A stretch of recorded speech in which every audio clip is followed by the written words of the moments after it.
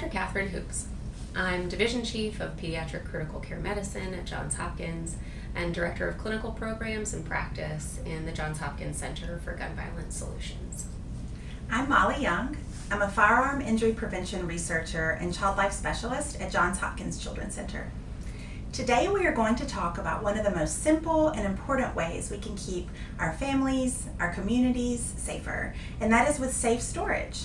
We're also going to talk about one of the practical ways that clinical teams can support families in practicing safe storage. So first and foremost, what is safe storage? So again, it's a simple step that a majority of gun owners and Americans generally agree is important, an important behavior that we should be implementing to protect people from accessing firearms who shouldn't have access to them. So fundamental to the idea of secure storage is that secure storage makes firearms inaccessible to anyone but the authorized adult gun owner. And the gold standard for secure storage is that firearms are stored unloaded, locked, and separate from ammunition. And even though we've said this is a simple step, it can actually be really challenging to implement for every gun, every time. So we see that even though a third of homes with children have firearms in them, we still see that over half of gun owners don't routinely securely store all of their firearms. So it's important that we're supporting these behaviors at home to protect more people and more kids. So again, storing firearms unloaded, locked, and separate from ammunition. But there are a lot of ways in which you can do that.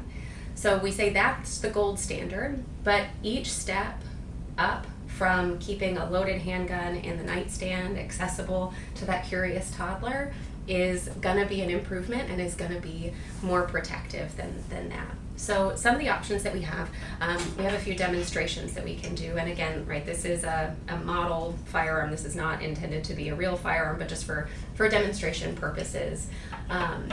This is a cable lock.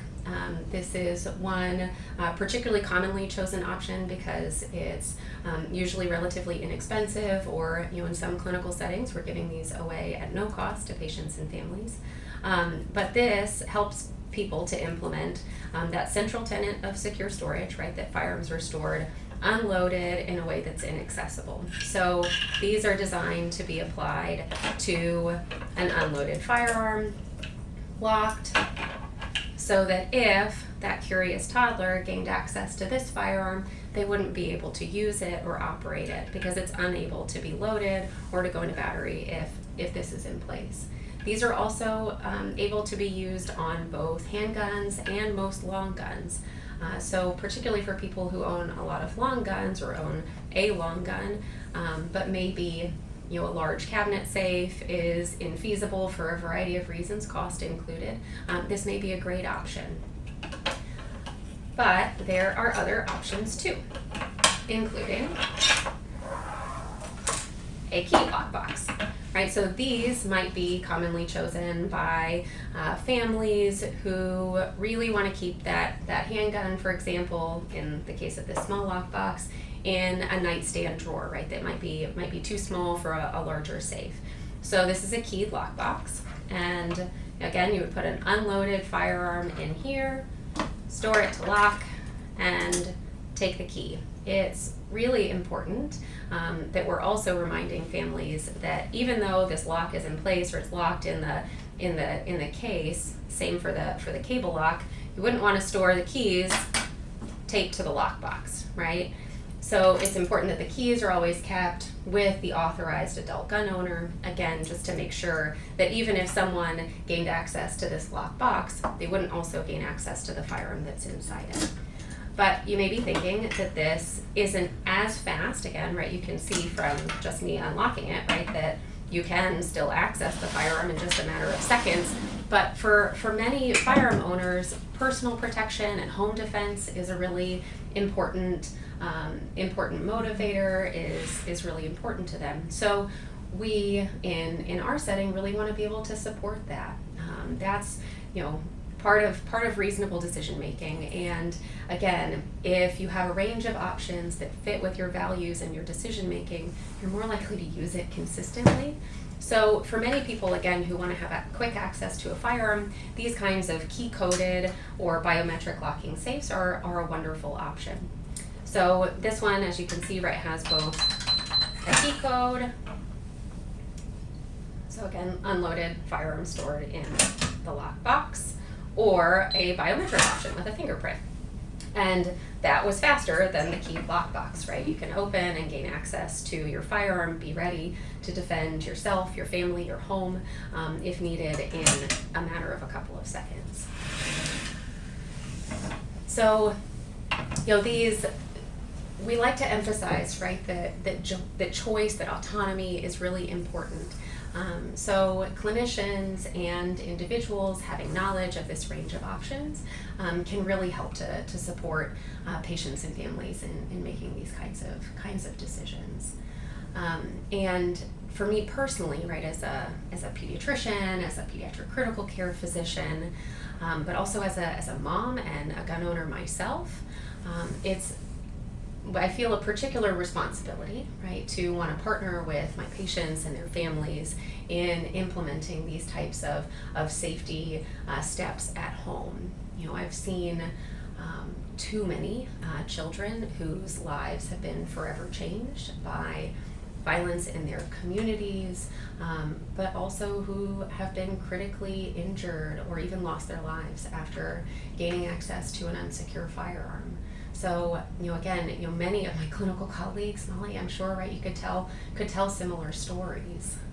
Definitely. As a child life specialist, I've supported countless families through these tragedies, and I'm not unique in that. All clinicians in the hospital support families and patients through preventable firearm-related injuries. And something that we are really excited to be able to provide families are these safe storage device options, and partnering with families to have these conversations.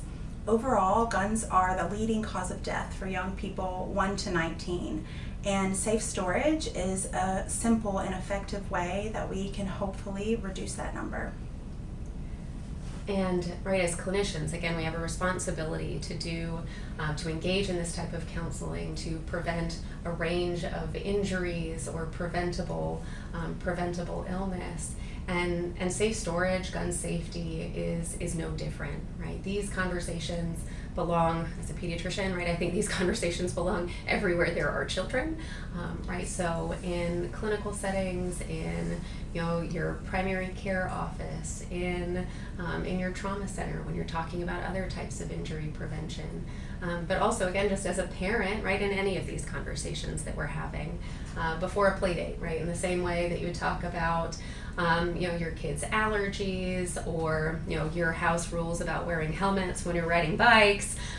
You might also talk about do you have any firearms in your home? If so, how are they stored?